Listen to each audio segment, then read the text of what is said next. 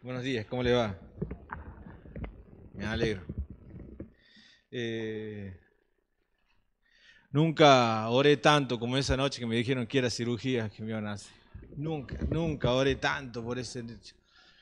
Eh, bueno, muchas gracias, Iglesia, por orar por mí. Muchas gracias por estar pendiente, por los mensajes, por los llamados. Eh, Gracias porque estuvieron ahí pendientes los ancianos. Y en ellos quiero también dar gracias a toda la iglesia. ¿Ah? Ellos cuando supieron, ahí estuvieron presentes, me fueron a visitar, me recomendaron, me aconsejaron lo que teníamos que hacer. Lucy hizo lo que tenía que hacer también porque no me vio bien, no estaba bien, tenía muchísimos dolores, así que me agarró y me llevó a Córdoba con Abel. Gracias, muchísimas gracias. Tuve muchísimo miedo, muchísimo nervio, pero creo que era lo que tenían que hacer los médicos porque no estaba bien. Eh, Segunda Pedro.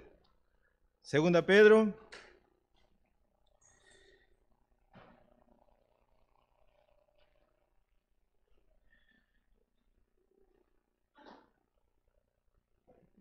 Hoy vamos a ver solamente el capítulo 1 y el domingo que viene, si Dios quiere, vamos a ver capítulo 2 y capítulo 3 de Segunda de Pedro. Eh,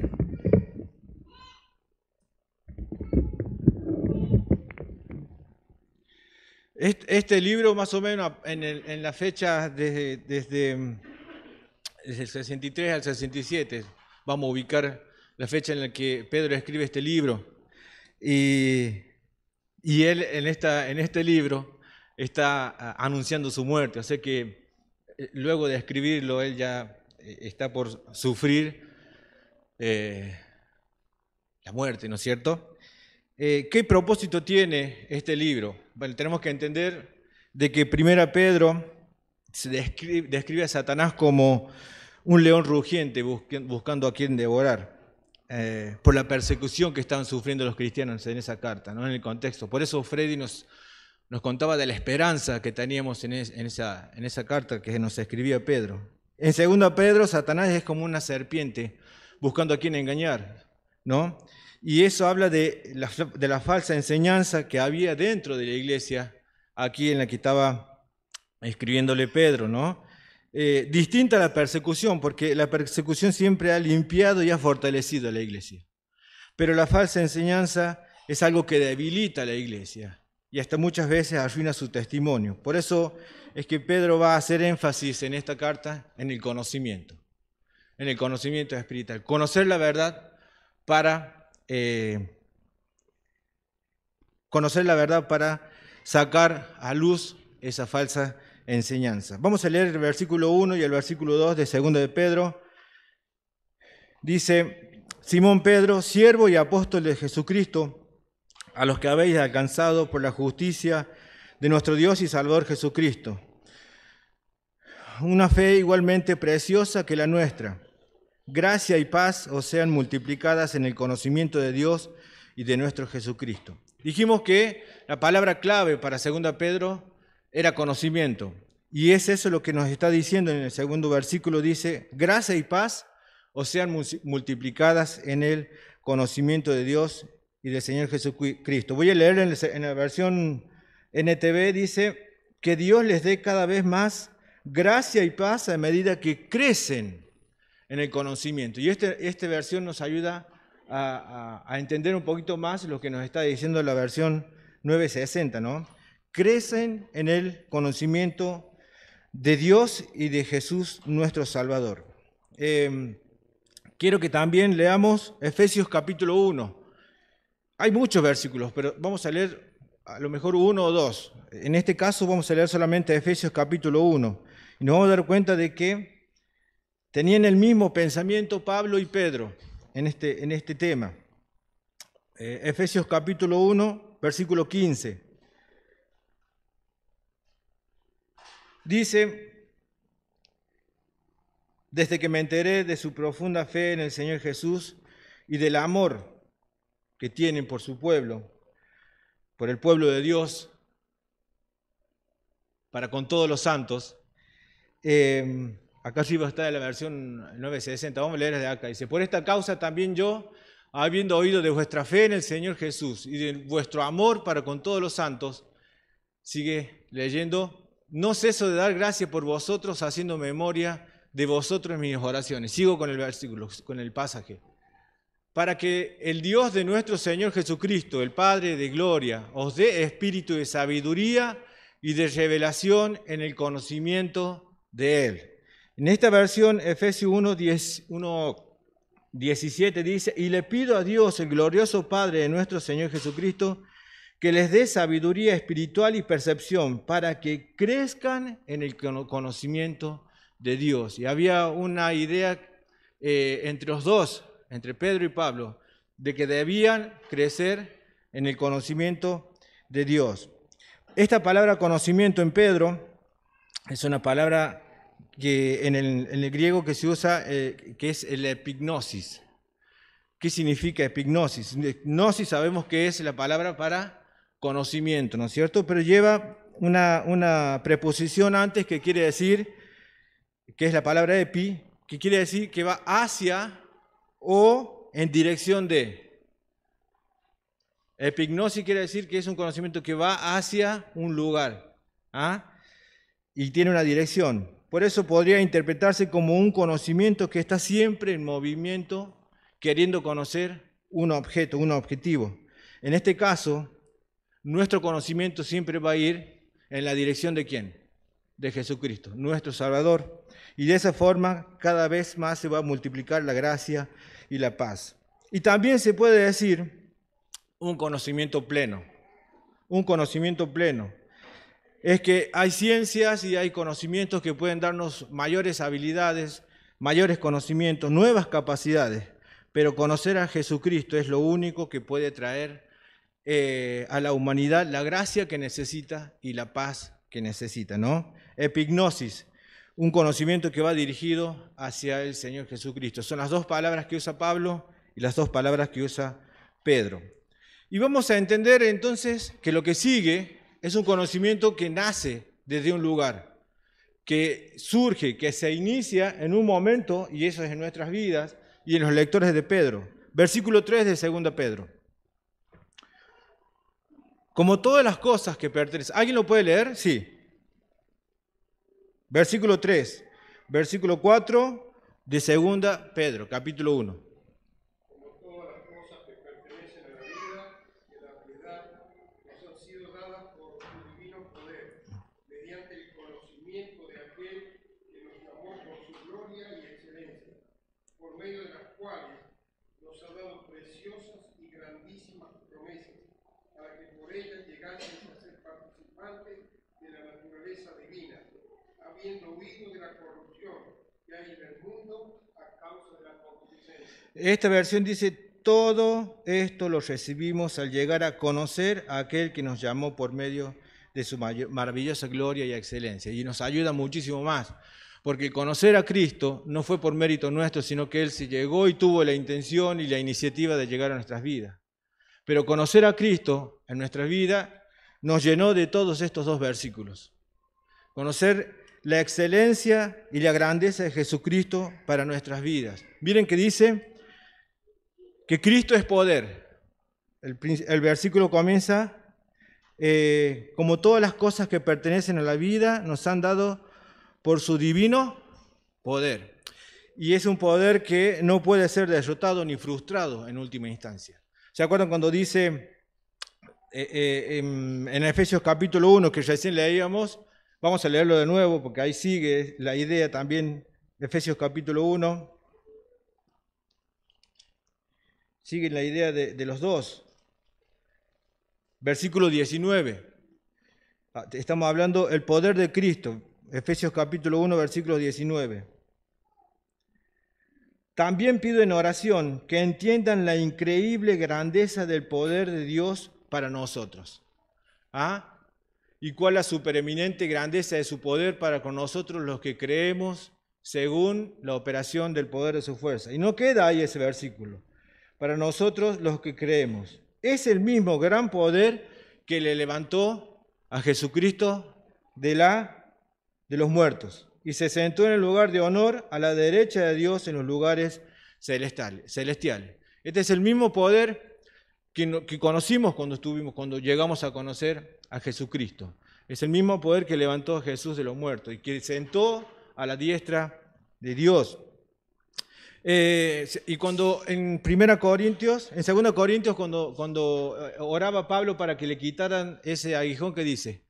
¿Qué dice el Señor? ¿Qué le respondieron? Bástate mi gracia, porque mi poder se perfecciona en la debilidad. Actúa en la debilidad. Se hace fuerte en la debilidad, ¿no es cierto? Es ese poder que no puede ser vencido. Conocimos la generosidad de Cristo. Dice que todas las cosas que necesitamos para vivir una vida de piedad, una vida de rectitud, las tenemos ¿en quién? En Jesucristo. Conocimos su generosidad. Por eso dice que Dios dice lo que es la vida y también nos capacita para vivirla. Fíjese en lo que dice 1 Corintios 3:15. Ahí vamos a leerlo. 1 Corintios 3:15. 3:5, perdón. 1 Corintios 3:5.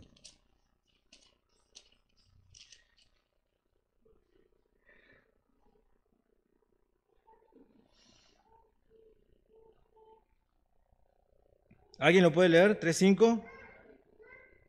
Y no es 1 Corintios, es 2 Corintios. Bueno, ¿y por qué no hablaron? Pero ya me hicieron poner más nervioso. Vamos. Bien.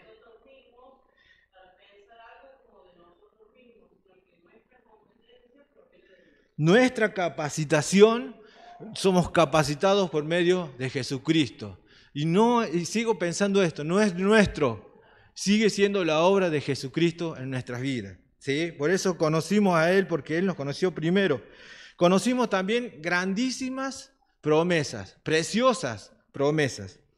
Y no quiere decir que Él las trae, sino que en Él se realiza, en Él se hacen realidad. Él las confirma y las garantiza, esas promesas. 2 Corintios 1:20. 2 Corintios 1:20.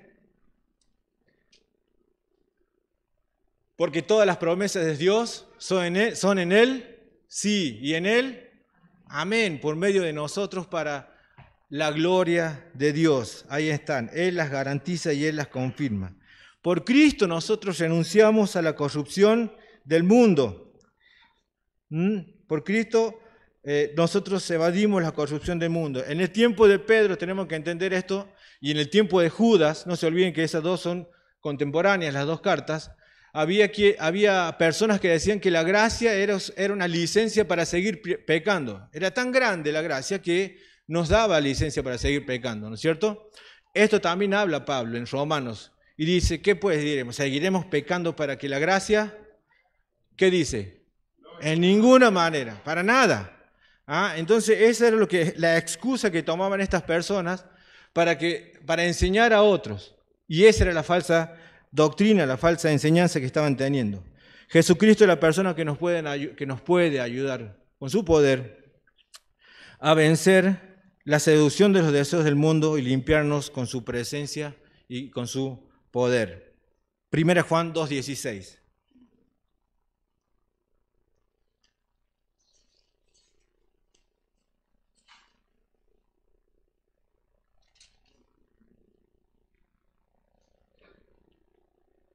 Dice, pues el mundo solo ofrece un intenso deseo por el placer físico, un deseo insaciable por todo lo que vemos y el orgullo de nuestros logros y posesiones. Nada de eso proviene del Padre, sino que proviene del mundo.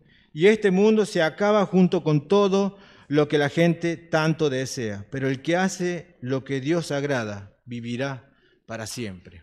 Vivirá para siempre. Él nos ayuda a vencer.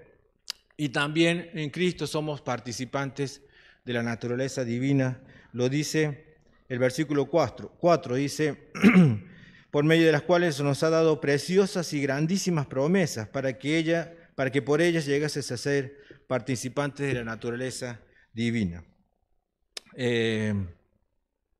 Una frase de los primeros padres de la iglesia dice, Él se hizo lo que nosotros somos para hacernos como Él es. Él se hizo como uno de nosotros para hacernos como Él es. Y esto no significa que nos convertimos en pequeños dioses, para nada. Sino que, como dice 2 Corintios 5:17, de modo que si alguno está en Cristo, nueva criatura es. Empezamos a participar de la naturaleza de Jesucristo. Y nosotros nos convertimos en el templo del Espíritu Santo. Entonces el Espíritu Santo viene a morar en nosotros.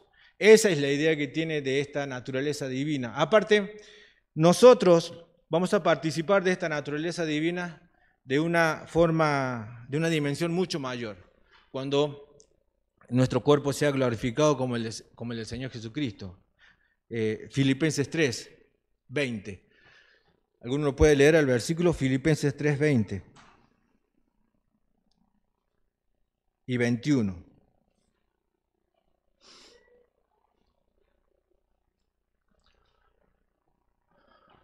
¿Quién lo lee de ahí? ¿Quién se anima? Sí.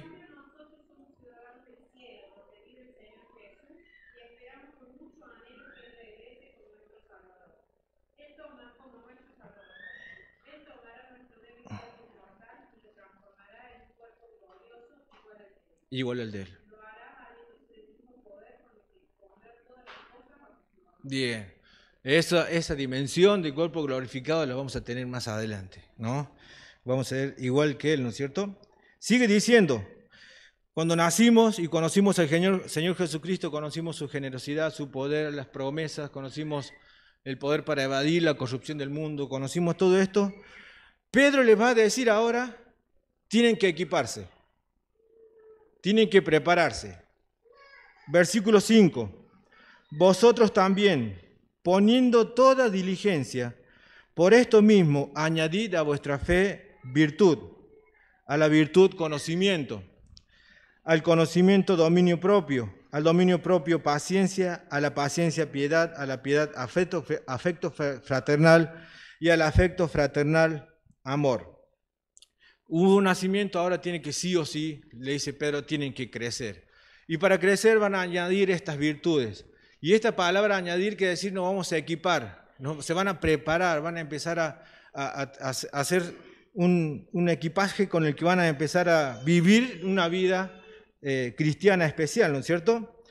Y Pedro los exhorta de una manera especial y les dice, poniendo toda diligencia.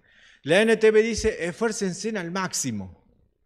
Lo que nosotros diríamos, pónganse en las pilas, en hacer esto, todo el empeño, ¿no es cierto? Y no tiene que ser un mínimo necesario, tiene que ser abundante y generoso. El equipamiento de nuestras vidas tiene que ser abundante y generoso. Él les dice, fe, añadir a la fe, virtud. Y esta fe es la que nos dice que la convicción de que lo que dijo Jesucristo es verdad. Y a eso hay que añadirle virtud. Esa virtud dice que es aquella virtud que hace que la vida de una persona salga de entre la multitud, se destaque de entre la multitud. A la virtud hay que añadirle conocimiento. Y este no es el mismo conocimiento del que habla en el versículo 2. Es un conocimiento más práctico. El cristiano debe ser capaz de discernir entre del bien del mal. El bien de entre el mal. Y es una virtud que sí incluye una diligente y una búsqueda incesante de la verdad en la palabra de Dios, para poder discernir entre el bien y el mal. Al conocimiento, dominio propio. Literalmente, contenerse. Y es la habilidad de tener las riendas de uno mismo. ¿Sí? Al conocimiento, dominio propio. Autocontrol. Al dominio propio, paciencia. Es la firmeza, es la capacidad de soportar, es el poder de perseverar que el cristiano tiene en tiempos de prueba. Y es una virtud que puede soportar no solo con resignación, sino por una motivación de esperanza vibrante. Tenemos el ejemplo de Jesucristo en Hebreos 12. ¿Qué dice? Por el gozo puesto delante de él, sufrió. Ahí está la motivación. Por el gozo puesto delante de él, sufrió la cruz y todo lo que eso significaba. Él es nuestro ejemplo de soportar. A la paciencia, piedad. Es la adoración correcta o dependencia de Dios que se revela en una vida devota. Ese es también. Es una relación correcta con Dios y una relación correcta con nuestros hermanos. A la piedad, afecto fraternal, amor por el pueblo de Dios, amor por los hermanos. Y al afecto fraternal, amor. El cristiano debe mostrar a todas las personas el amor que Dios ha mostrado por él. Dice Pedro, añadid, equípense con esta lista de virtudes para que puedan crecer. Eso es lo que dice más adelante, miren, versículo 8.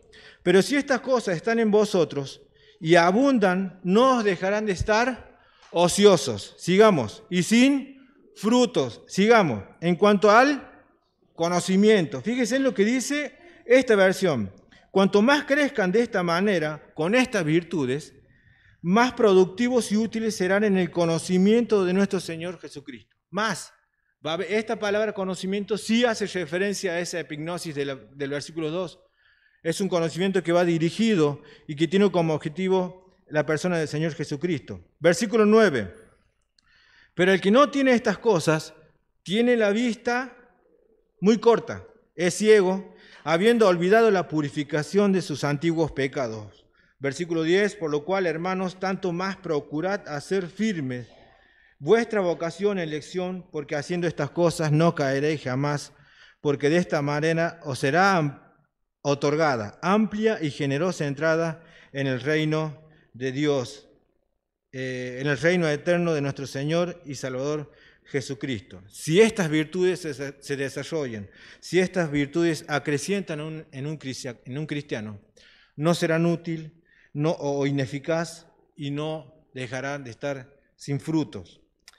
De otra forma, pensando en la primera carta de Pedro y en esta, dejaremos el mundo, diremos no al mundo y empezaremos a decir sí a Jesús. Empezaremos a evadir la construcción del mundo, como dice el versículo 3 y el 4, y empezaremos a vivir la naturaleza divina. Dejaremos el pecado para ser más santos, más apartados para Dios. Esto es equiparse de esta forma para ser más santos, para parecernos más a Jesucristo en nuestro diario vivir. Pero ¿qué pasa si no están? Si estas cosas no crecen en una persona, ¿cómo somos? Somos ciegos, ¿no? Están ciegos, pero hay que entender que el versículo anterior también dice sin frutos y sin ociosos y sin frutos. Tres cualidades, tres capacidades, ¿cómo se dice? Tres características, gracias, profe. En la persona que no crece en el conocimiento del Señor Jesucristo, no crece. Fíjense, ociosos. No crecen, están ociosos, no trabajan para Cristo, no están en la obra de Cristo. Ociosidad, inactividad, indolencia, inutilidad son las características que destacan a estas personas. Sin fruto, improductivos. Mucho más, en el conocimiento de Cristo. Ciegos, una falta de visión y de perspectiva espiritual. Y de esto se desprende también de que estar ciegos espiritualmente nos hace olvidar lo que Jesucristo hizo por nuestras vidas. Dice el versículo de que nos olvidamos de lo que Jesucristo hizo con nuestros pecados pasados. La versión NTV dice la purificación de nuestros pecados pasados. Nos olvidamos de la obra de Cristo, si tenemos estas características. Ojalá que todos los que estamos aquí estemos deseosos de conocer a Jesús y de estar activos en su obra. Pero hay una cuarta característica que yo veo y que está en el versículo, ¿dónde está? 12. Crezcan ciegos, en el versículo 10. Así que, amados hermanos, esfuércense por comprobar si realmente forman parte de lo que Dios los ha llamado y elegido.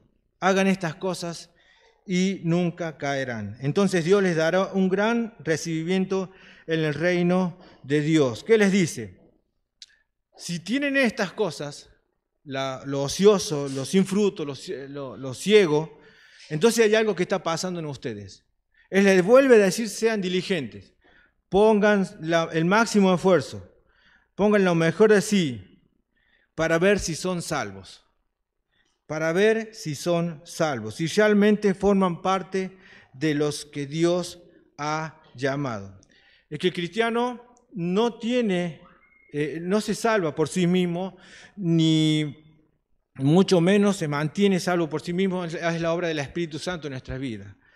Pero sí es responsable de que estas características estén en su vida, en nuestras vidas, porque eso va a ser una evidencia de que somos salvos. Por eso le dice Pablo, si tienen esto de ociosos, de ciegos, de sin fruto, es porque hay un problema, no son salvos, ¿sí?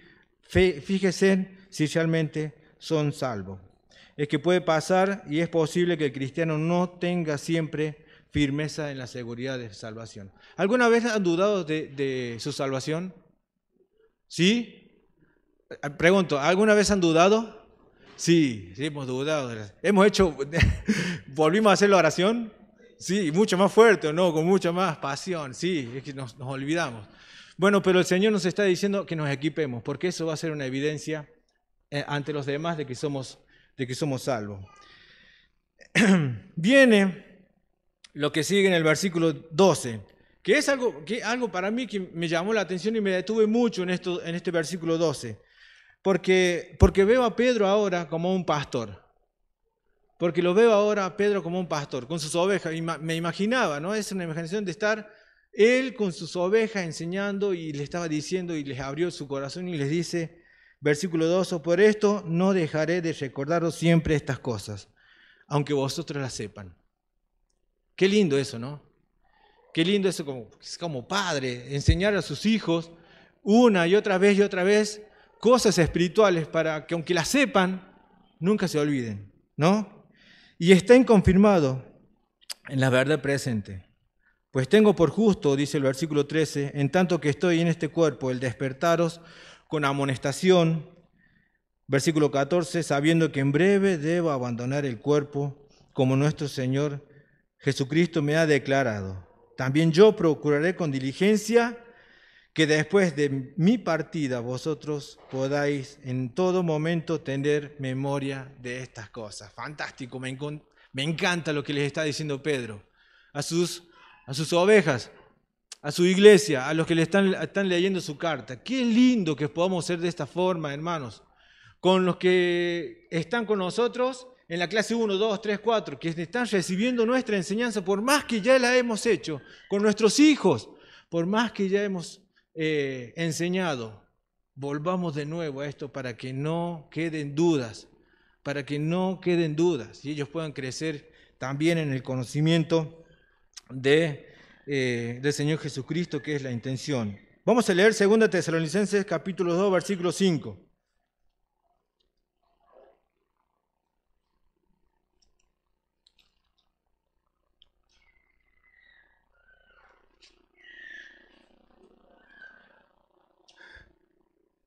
Versículo 5. Gracias, Susi. ¿No os acordáis que cuando yo estaba todavía con vosotros os decía esto? Pablo, ¿no os acordáis? Y ahora vosotros sabéis lo que lo detiene a fin de que a su debido tiempo se manifieste. Pero ahí está, ¿no os acordáis? Esta versión dice, ¿no se acuerdan de que les mencioné todo esto cuando estuvo con ustedes? Y les vuelve a decir de nuevo en esta carta de Tesalonicenses, qué lindo que es eso. Miren lo que dice Judas, versículo 5.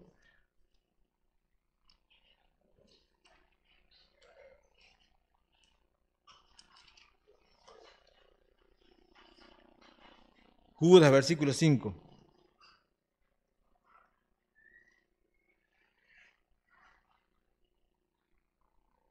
Aunque ustedes, esta versión dice, aunque ustedes ya saben estas cosas, igual quiero recordárselas. Qué lindo, ¿no? Me gusta. Estas expresiones de Pedro me gustan. era realmente un pastor que amaba sus ovejas. Es bueno recordar siempre lo que ya nos han enseñado, porque podemos olvidar. Y esta parte quisiera que ustedes me digan, ¿qué podemos olvidar del conocimiento de Jesucristo? ¿Qué podemos olvidar? ¿Ah? Que sea bueno siempre que nos estén recordando. Hay cosas que olvidamos. Quizás hay cosas que resistimos, que Dios nos está hablando y que resistimos. Y que nos vuelve el Señor Jesucristo a hablar a través de alguien, a hablar a través de una lectura. ¿No? Quizás resistimos. Quizás nos olvidamos de perdonar a nuestros hermanos como Jesucristo nos perdonó a nosotros. Quizás nos olvidamos de aceptar a nuestros hermanos como Jesucristo nos aceptó a nosotros. Quizás podemos olvidar tantas cosas de lo que Dios y olvidar de lo que Dios ha hecho con nosotros. Y Pedro siempre nos iba a recordar. Ahora Pedro va a pasar a un momento importante del conocimiento. Nos va a decir, equípense, pero que no falte esto. Esto que les voy a contar. Debemos conocer y tenemos que entender. Es muy probable que Pedro haya, es más, creo que fue así. La miro a Susi porque creo que me va a decir que sí, que Pedro muere en la persecución de Nerón. ¿Sí? Pedro muere ahí en la persecución de Nerón. Fue la última carta que escribe, muere ahí en esa persecución. ¿Y cómo muere? Boca abajo, porque él dice, miren lo que decía, que él no era digno de morir como su Señor. Pedro dice que sea de otra forma, porque no soy digno de morir como Dios, como mi Señor, como Jesucristo. Y eso de nuevo, como que estaba hablando con sus ovejas, hablando con su iglesia, hablando con sus lectores, y a la misma vez les estaba enseñando que no era digno de tener esas enseñanzas del Señor Jesucristo. Y me moviliza todo por dentro, ¿no? Recordar todo eso de Pedro, este ejemplo de Pedro. Versículo 16, porque no os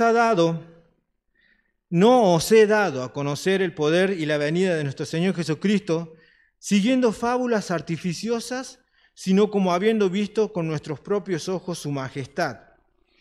Pues cuando él recibió, el versículo 17, de Dios Padre honra y gloria, le fue enviada desde la magnífica gloria una voz que decía, este es mi Hijo amado, el cual tengo complacencia. Nosotros oímos esta voz enviada del cielo cuando estábamos con él en el monte santo. Está queriendo decir, cuando dice conocer, es algo que se va a revelar o que ya se reveló, que estaba oculto y que se lo va a revelar a sus lectores.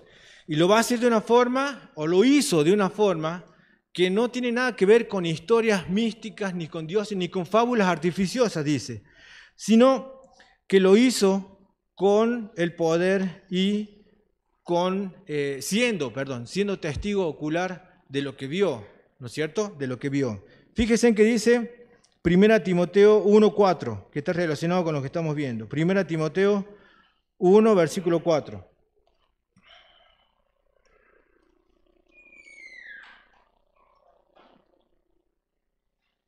Ahí está. Ni presten atención a fábulas y genealogías interminables que acarrean disputa, más bien que edificación de Dios que es por fe, así te encargo ahora. ¿Vieron? Ahí está, fábulas y genealogías interminables. Tito 1:14.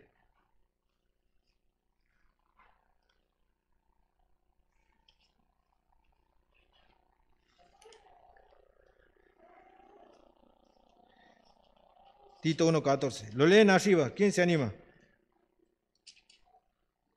No atendiendo a fábulas judaicas, mandamientos de hombres que se apartan de la verdad. Bien. Como dice ahí, fábulas judaicas, ni mandamientos de hombre. Tito 1:14, estamos leyendo esta versión, dice, tiene que dejar de prestar atención a mitos judíos y a mandatos de aquellos que se han apartado de la verdad. ¿Sí? Apartado de la verdad. Entonces, lo que va a hacer en el versículo que sigue, va a poner evidencia, porque seguramente los falsos maestros iban a querer desacreditar lo que estaba escribiendo. Y entonces va a poner evidencia para que vean que lo que él está escribiendo es algo que ha sido inspirado por el Espíritu Santo. Y les va a decir, versículo 17, pues cuando él recibió de Dios, Padre, honra y gloria. Y el versículo anterior, al final dice, han visto, habiendo visto con nuestros propios ojos esa gloria, ¿no es cierto? Él les va a decir, habiendo visto, ya no se habla de él solo, sino que ahora hace un grupo con el plural que está usando. Está hablando de los apóstoles. Ellos vieron esta gloria de Dios Padre. Es que los apóstoles fueron testigos oculares de todo lo que vieron con el Señor Jesucristo, ¿no es cierto? Milagros, la ascensión, ¿qué más vieron? La resurrección del Señor Jesucristo, la transfiguración, que ese es el versículo a que hace referencia, es el suceso que hace referencia el versículo. Pero si leemos Mateo capítulo 17, es lo que está hablando la hermana Mateo capítulo 17,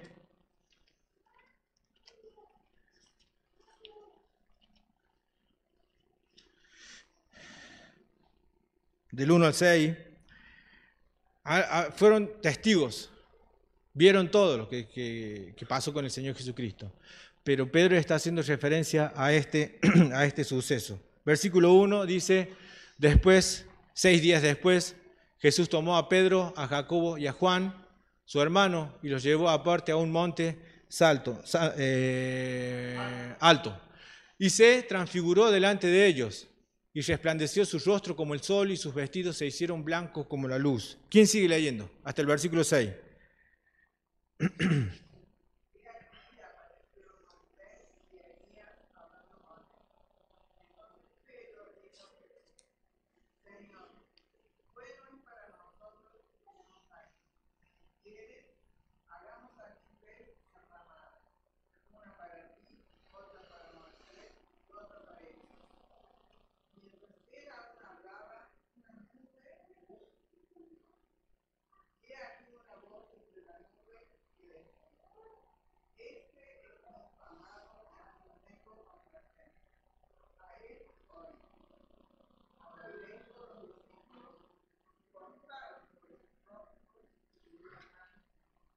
Muy bien.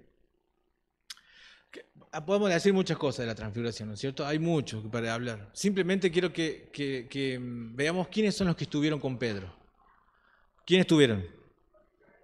Juan y Jacobo, ¿sí? ¿Qué pasó en ese momento? Se transfiguró. Se volvieron blancas, ¿sí? Sus vestiduras. Dice que el rostro se resplandeció como el sol. ¿Ah? Fue impresionante lo que pasó en ese momento. De modo tal que Pedro dice que vamos a hacer ¿qué? Queremos quedar acá, Señor, no nos queremos ir a otro lado, vamos a hacer acá una llamada para que nos estemos todos bien y podamos seguir disfrutando de esto, ¿no es cierto?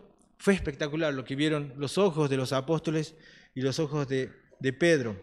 MacArthur dice, el resplandor de la realeza de Cristo que fue revelado en este suceso es un anticipo de la majestad que habrá de manifestarse en la segunda venida de Jesucristo. Es un anticipo de lo que habrá de manifestarse en la segunda venida de Jesucristo en gloria.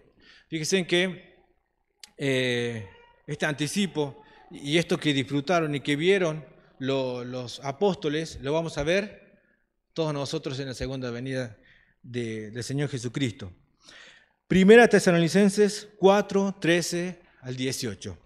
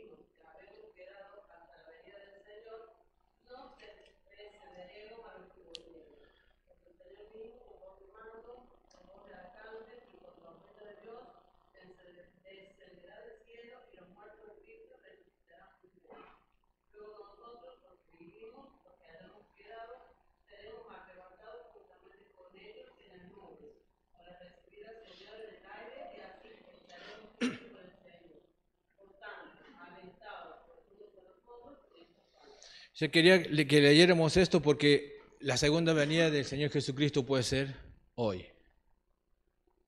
Puede ser ahora. Y ahí va a estar lo que va a suceder cuando Él venga, lo que leyó la profe.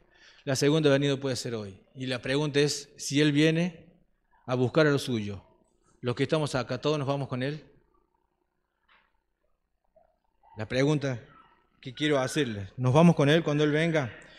El poder y la venida de nuestro Señor Jesucristo era lo que Pedro quería enseñar y recordar a sus lectores. Entonces el versículo 19, cuando ya muestra evidencia de lo que él vio para hacer más fuerte su argumento, va a decir en el versículo 19 de 2 Pedro capítulo 1, tenemos también la palabra profética más segura, a la cual hacéis bien en estar atentos, como una antorcha que alumbra en lugar oscuro hasta que el día esclarezca y el lucero de la mañana salga en vuestros corazones, entendiendo primero esto, que ninguna profecía de la Escritura es de interpretación privada, porque nunca la profecía fue traída por voluntad humana, sino que los santos hombres de Dios hablaron siendo inspirados por el Espíritu Santo. Ya habló Pedro, ya mostró evidencias de ese poder y de esa venida. Ahora les va a decir, también tenemos la palabra profética más segura. La que en tiempo de Pedro era el Antiguo Testamento. No solamente los profetas mayores y menores, sino todo el Antiguo Testamento, que había sido escrito por profetas en el sentido más estricto de la palabra. Todos hablaron y escribieron lo que Dios les estaba inspirando a que lo hicieran, ¿no es cierto? Para recordar un poco esto, en Lucas 24:27 dice, luego Jesús les explicó todo lo que la Biblia, en la NTV, decía acerca de él. Luego Jesús les explicó todo lo que la Biblia decía acerca de él. Y dice, empezó con los libros de la ley de Moisés y siguió con los libros de los profetas. ¿Sí? Entendamos esto, que lo que tenía ahí en el tiempo de Pedro era el Antiguo Testamento. Dice que no es de interpretación privada esta palabra profética. La palabra griega que se traduce de interpretación quiere decir soltar. O sea, para decir que ninguna porción de las Escrituras es el resultado de que un humano haya dicho o haya escrito por cosas de él. ¿Ah?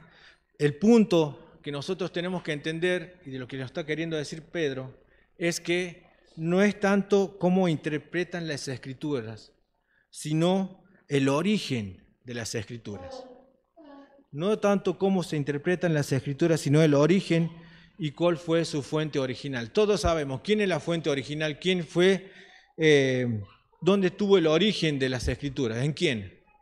En el Espíritu Santo, que fue quien sopló, iba soplando las palabras de Dios a las personas que iban a estar escribiendo. No hay ninguna interpretación privada, fue solamente revelación de Dios por medio de su Espíritu. Y que por tanto su interpretación es guiada por este mismo Espíritu a quien debemos prestar atención, le dice Pedro. A quien debemos prestar atención. Entonces, una frase de MacArthur dice, nadie puede ir a las Escrituras e interpretarla como le convenga o por intereses propios. Que sea de otra forma, era lo que estaban diciendo y estaban haciendo los falsos maestros y los falsos profetas aquí en el tiempo de Pedro. Y así como las Escrituras no tienen un origen humano, tampoco tienen un resultado de la voluntad humana.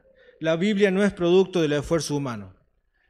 Ayer leí el pasaje, y es con el que quiero terminar, 2 Timoteo 3, versículo 16.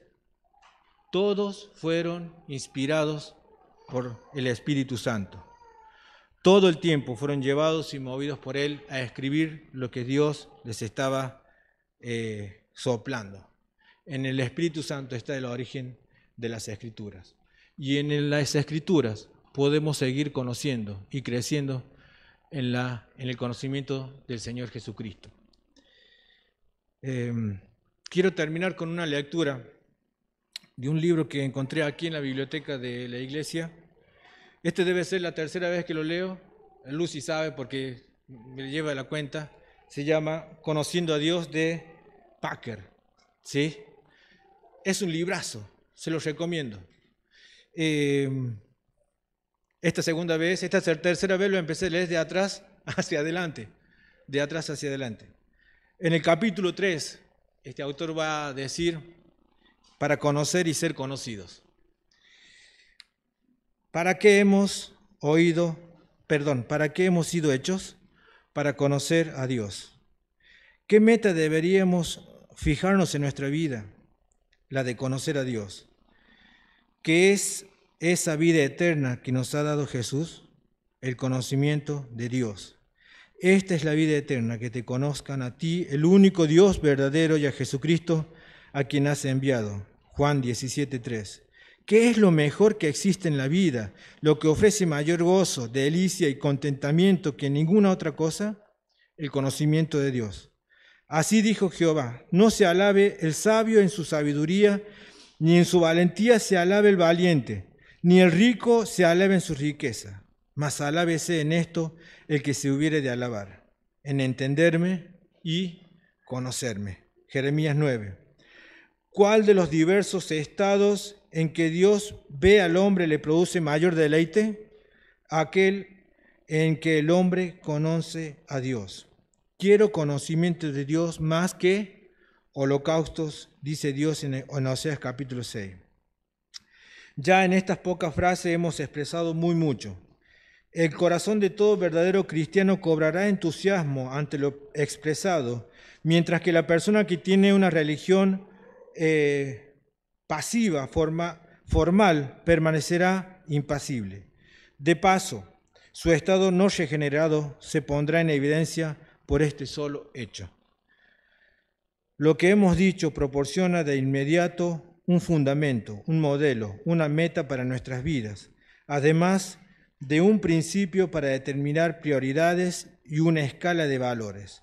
Una vez que comprendemos que el propósito principal para el cual estamos aquí es el de conocer a Dios, la mayoría de los problemas de la vida encuentran solución por sí solos. Que Dios bendiga su palabra.